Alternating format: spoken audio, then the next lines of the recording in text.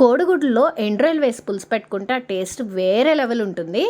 ముందుగా ఉడకపెట్టిన కోడిగుడ్లని ఆయిల్లో ఫ్రై చేసుకొని పక్కకు తీసేసుకోండి. తర్వాత గోరువెచ్చని నీటిలో కడుక్కున్న ఎండ్రాయిల్ని కూడా ఆయిల్ యాడ్ చేసుకొని మంచిగా వేయించుకున్న తర్వాత కరివేపాకు, అలానే 4-5 మీడియం సైజు ఆనియన్స్ని చిన్నగా తరుక్కుని వేసి అవి మగ్గిన తర్వాత టమోటో ముక్కల్ని కూడా యాడ్ చేసుకుని చక్కగా దగ్గరకు వచ్చే వరకు కుక్ చేసుకోవాలి, లో ఫ్లేమ్లో పెట్టుకుని. కరివేపాకు, పచ్చిమిర్చిని కూడా యాడ్ చేసుకుని ఉల్లిపాయ, టమాటో మగ్గిపోయిన తర్వాత టేస్ట్కి సరిపడినంత ఉప్పు, అదేవిధంగా 1 టేబుల్ స్పూన్ కారం యాడ్ చేసుకుని అవన్నీ కూడా ఆనియన్కి మంచిగా పట్టే విధంగా 1 నిమిషం పాటు ఉడికించుకోవాలి. తర్వాత మనం ముందుగా వేపి పెట్టుకున్న కోడిగుడ్లన్నింటినీ కూడా వేసి ఒక 2 నిమిషాల పాటు మగ్గించుకోవాలి. తర్వాత దీనిలోకి 1 నిమ్మకాయ సైజ్ అంత చింతపండు లేదా మీ టేస్ట్కి సరిపడినంత పులుపుని యాడ్ చేసుకుని దగ్గరకు వచ్చే వరకు లో ఫ్లేమ్ని, మీడియం ఫ్లేమ్ని అడ్జస్ట్ చేసుకుంటూ కర్రీని ఉడికించుకోవాలి.